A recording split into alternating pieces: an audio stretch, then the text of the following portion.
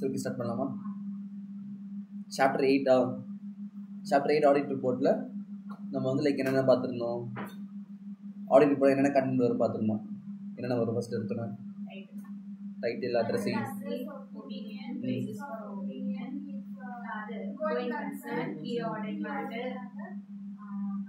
other management financial responsibility for standalone financial statements, auditors responsible for financial standards.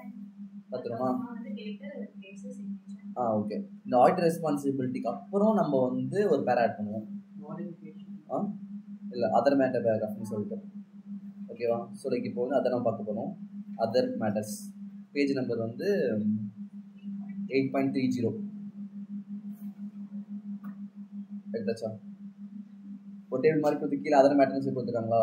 Like இந்த section வந்து நம்ம இது பார்க்கல, இதை மிஸ் பண்ணிட்டோம். ஸோ லைக் ஜென்ரலாக வந்து ஆடிட் ரெஸ்பான்சிபிலிட்டி வரையும் பார்த்துருப்போம். அதுக்கப்புறம் வந்து பார்த்தோம்னா அதர் மேட்டர். ஆனால் சொல்லி இப்போ அதர் மேட்டர்னா லைக் மேலே கொடுத்த ஹெட்டிங்ஸ்லாம் கொடுக்காது இதில் வந்து இன்க்ளூட் பண்ணுவோம் அப்படின்ற மாதிரி நான் சொல்லியிருப்பேன். ஆனால் அதுக்குள்ளே என்ன கண்டென்ட் வரும்ன்றதுக்கு இந்த இடத்துல வந்து ஒன்று கொடுத்துருக்காங்க. ஜஸ்ட் இது ரீட் பண்ணி பார்த்துக்கலாம். ஸோ இங்கே என்ன சொல்ல வராங்கன்னா, அதர் மேட்டர் பேராகிராஃபில் we did not audit the financial statement or information of dash number of branches included in the standalone financial statement of the company, whose financial statements reflect total assets of this much value and total revenue of this much value on that date as considered in the standalone financial statement. Information of these branches have been audited by the branch auditors whose reports have been furnished to us.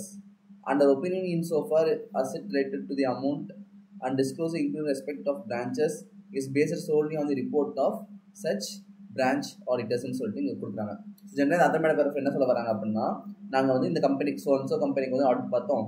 Audit பார்க்குறப்ப வந்து அவங்களுக்கு வந்து இத்தனை branches இருந்துருக்கு. So வந்து அதில் வந்து மொத்தமாக இவ்வளோ அசெட் இருந்திருக்கு, இவ்வளோ லைபிலிட்டிஸ் இருந்திருக்கு, இவ்வளோ ரெவன்யூ வந்திருக்கு அப்படின்றது எல்லாமே வந்து அந்த இன்ஃபர்மேஷன் வந்து நம்ம வந்து மொத்தமாக கொடுத்துருவோம். பட் ஆனால் அந்த எல்லாமே போயிட்டு இந்த ஆடிட்டரே செக் பண்ணி பார்த்துருப்பாரான்னு கேட்டால் கிடையாது. ஸோ வந்து லைக் இந்த மாதிரி மொத்தமாக வந்து இவ்வளோ அசெட் வேல்யூ இருக்குது, இவ்வளோ வந்து ரெவன்யூ ஜென்ரேட் ஆகிருக்கு, மொத்தமாக இவ்வளோ பிரான்ச்சஸ் இருக்குது. ஸோ எல்லாமே நாங்கள் பார்க்க கிடையாது. நாங்கள் வந்து பிரான்ச் ஆடிட்டர் இன்னும் கொஞ்சம் இன்ஃபர்மேஷன் கேதர் பண்ணியிருக்கோம். ஸோ இந்த கம்பெனி இந்த பிரான்ச்சஸ்லாம் வந்து இவங்க தான் ரெஸ்பான்சிபிள், இவங்க தான் வந்து பார்த்து கொடுத்தாங்க அப்படின்ற இன்ஃபர்மேஷனை இதில் அட்டாச் பண்ணிடுவோம். ஏன்னா லைக் எல்லாமே நம்ம தான் பார்த்தோம்னு கேட்டால் கிடையாது. ஸோ இவங்க பார்த்துருக்காங்கன்ற இன்ஃபர்மேஷன் கொடுத்தா தானே லைக் ஃபியூச்சரில் வந்து ஏதாச்சும் ஒன்றா தெரியும். ஸோ அதனால் அந்த அதர் மேட்டர் பேராகிராஃபில் இந்த மாதிரி வந்து பிரான்ச் ஆடிட்டர்ஸ் வந்து பார்த்து கொடுத்தாங்க, அவங்க கொடுத்த இன்ஃபர்மேஷன் தான் இது, அவங்க தான் வந்து சொல்லி ரெஸ்பான்சிபிள் ஃபார் சச் ரிப்போர்ட்ன்ற மாதிரி ஒரு லைன் வந்து ஆட் பண்ணுறாங்க. ஓகேவா? இதை வந்து அதர் மேட்டர் பேராகிராஃபில் இதில் கொடுத்துருக்காங்க. அதுக்கு என்ன கொடுக்குறாங்க கடைசி லைனில், our opinion is not modify in respect of these matters. So நம்ம வந்து இந்த லைனை இன்க்ளூட் பண்ணுறதுனால அந்த ஃபினான்ஷியல் ஸ்டேட்மெண்ட் மேலே ஒப்பீனியன் கொடுத்துருப்போம்ல, அந்த ஒப்பீனியன் வந்து மாற போகிறது கிடையாது. லைக் ஜஸ்ட் வந்து நான் கூட சொல்கிறேன், இந்த மாதிரி இந்த இன்ஃபர்மேஷன்லாம் வந்து இவங்க கேதர் பண்ணி கொடுத்தாங்க, இன்ஃபர்மேஷன் தான் வந்து பாஸ் பண்ணுறேன், அதெல்லாம் கரெக்டு தான், அதனால் வந்து என் ஒப்பீனியன் எதுவும் மாறல, கரெக்டு தான் அப்படின்ற மாதிரி அவர் சொல்கிறார். ஓகேவா? ஸோ அதுக்கப்புறம் என்ன சொல்கிறாங்க, report on other legal and regulatory requirements நம்ம பார்த்தோமா? அதுக்கு அடுத்த heading report on other legal and regulatory requirements.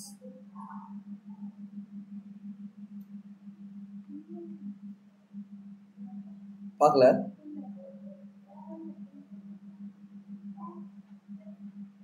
எனக்கும் தெரிஞ்சு பார்க்கல. சரி, ஓகே, பார்த்துக்கலாம்.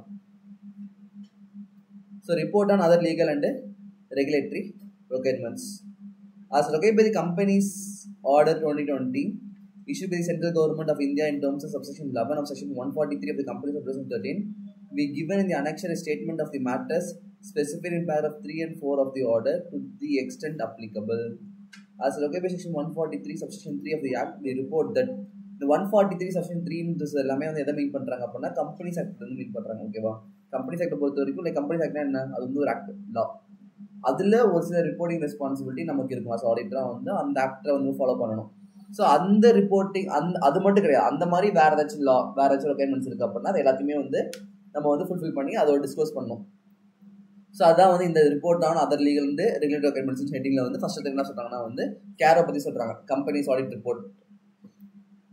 ஸோ இங்கே என்ன சொல்கிறாங்கன்னா ஃபர்ஸ்ட் ஏ பாயிண்ட் என்ன சொல்கிறாங்க, we have sought and obtained all the information and explanation which to the best of our knowledge and belief are necessary for the purpose of our audit. So வந்து எங்களுக்கு வந்து audit பார்க்கறதுக்கு தேவையான information எல்லாமே எங்களை பொறுத்தவரை கரெக்டான இன்ஃபர்மேஷன் தான் நாங்கள் வந்து ஆடிட் பார்க்கறதுக்கு நெசசரியாக எடுத்து வச்சுருக்கோம் அப்படின்னு ஃபர்ஸ்ட் பாயிண்ட் மென்ஷன் பண்றாங்க. அதுக்கப்புறம் என்ன சொல்றாங்க, in our opinion proper books of accounts as required by law have been kept by the company so far as it appears from our examination of those books, and proper written adequate for the purpose of audit have been received from the branches. So bank like கம்பெனியுமே வந்து எங்களுக்கு தேவையான எல்லா report books எல்லாத்தையுமே வந்து ப்ராப்பராக கொடுத்துருக்காங்க. அதே மாதிரி பிரான்ச்சும் எல்லாமே கொடுத்துருக்காங்க. சீப்பன் என்ன சொல்றாங்க, the reports on account of branch office of the company audited under section 143 of the act by branch auditors have been sent to us and have been properly dealt with by us in the preparing this report. என்ன சொல்றாங்கன்னா, இந்த இடத்துல branch ஆடிட்டர்ஸ்லாம் வந்து work பண்ணி அந்த reports வந்து அனுப்பியிருக்காங்க. அது மேலே நான் ஒர்க் பண்ணி இந்த ரிப்போர்ட் வந்து ப்ரெசென்ட் பண்ணியிருக்கோம் அப்படின்னு ஜஸ்ட் மீனிங் தான் இருக்கும் எல்லாமே, ஆனால் எல்லாம் தெரிஞ்சு வச்சுக்கணும். அதுக்கப்புறம் the balance sheet, the statement of profit and loss and cash flow statement dealt with this report are in agreement with the books of account. So books of அக்கௌண்ட்டுக்கு ஏற்ற மாதிரி நாங்கள் கொடுத்துருக்க பேலன்ஸ் ஷீட்டும் P&L எல்லாமே வந்து கரெக்டாக இருக்குது அப்படின்ற மாதிரி சொல்கிறாங்க.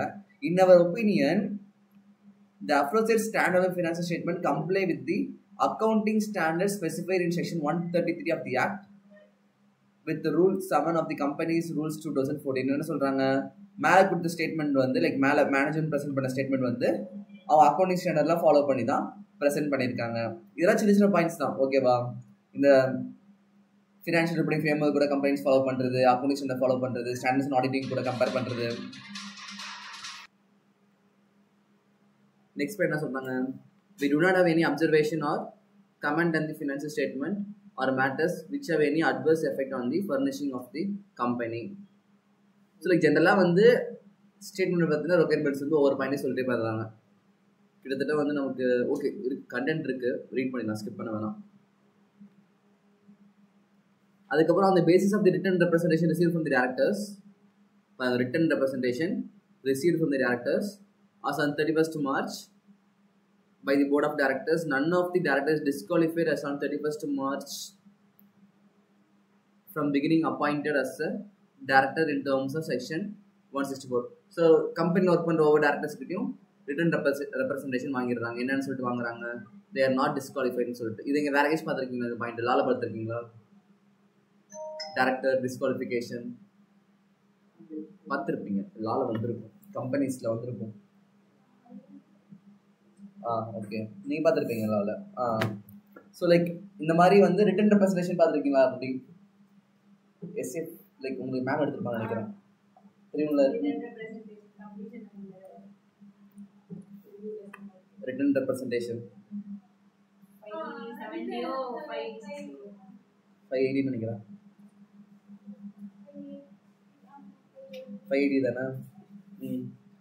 ஸோ லைக் ரிட்டன் ரெப்ரஸன்டேஷன் நம்ம மேனேஜ்மெண்ட் வந்து வாங்கிக்கிறோம், லைக் தேர் நாட் டிஸ்குவாலிஃபை அப்படின்னு சொல்லிட்டு.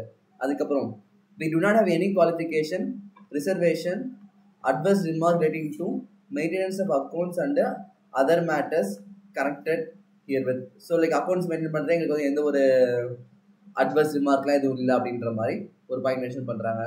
with respect to the adequacy of internal financial control over financial reporting of the company and the operating effectiveness of such control refer to a separate report in Annexure A. Annexure A ல internal control வந்து எந்த அளவுக்கு பெஸ்ட்டாக work பண்ணுறாங்க, எந்த அளவுக்கு like எந்த அளவுக்கு ஒர்க் பண்ணுறாங்க அப்படின்றத நான் Annexure A ல வந்து அடிஷனல் ரிப்போர்ட்டாக கொடுத்துருக்கோம் அப்படின்ற பாயிண்ட்டையும் மென்ஷன் பண்ணுறாங்க. நெக்ஸ்ட் என்ன சொல்கிறாங்க, with respect to the other matters to be included in the auditor's report in accordance with Rule 11 of the Companies Rules 2014, in our opinion, to the best of our information and according to the explanation given to us, the company has disclosed the impact of pending litigation on its financial position on its financial statement. அதாவது கம்பெனிக்கு வந்து இந்த litigations legal cases இருக்குது அப்படின்னா அதையும் disclose பண்ணியிருக்காங்க. அதுக்கப்புறம் the company has made provision as required under the applicable law or accounting standards for material forcible losses if any on long-term contracts including derivative contracts. இங்கே என்ன சொல்கிறாங்க, ஒருவேளை லைக் அவங்க ஃபியூச்சரில் வந்து ஏதோ ஒரு லாஸ் வரப்போகுது இல்லை ஏதோ ஒரு ப்ராப்ளம் வரப்போகுது அப்படின்னா அதுக்கேற்ற ப்ரொவிஷன்ஸை இப்போயே வந்து ரெடி பண்ண ஆரம்பிச்சிட்டாங்க அப்படின்ற பாயிண்ட்டை வந்து மென்ஷன் பண்ணுறோம். அதுக்கப்புறம் there has been no delay in transferring amounts required to be transferred to the Investor Education and Protection Fund by the company.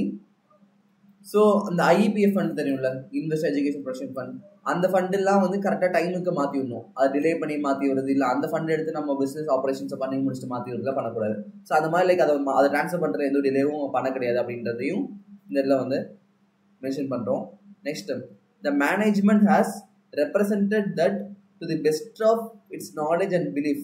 நல்லா பாருங்க, மேனேஜ்மெண்ட்டோட best of its knowledge and belief other than as disclosed in the notes to the accounts, no funds have been advanced or loaned or invested by the company to or in any other including foreign entities with understanding whether recorded in writing or otherwise that the intermediary shall whether directly or indirectly lend or invest in other person or entities identified in any matter whatsoever by or on behalf of the company.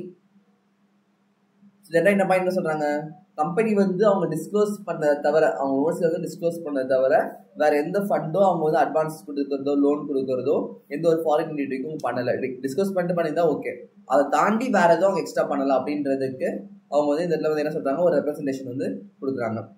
And then second point என்ன சொல்றாங்க, the management is represented that the best of its knowledge and believe other than disclosed in notes to the accounts, no funds have been received by the company from any person or entity including foreign entity or provide any guarantee or security or like on behalf of the ultimate beneficiary.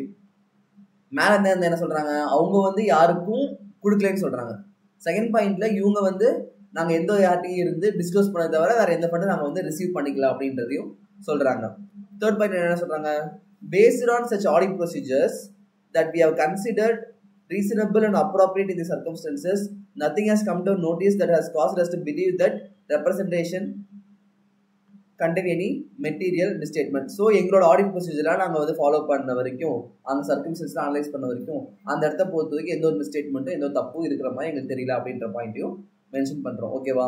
Next fifth point என்ன சொல்றாங்கன்னா, the dividend declared or paid during the year by the company is in compliance with section 123 of the Companies Act 2013.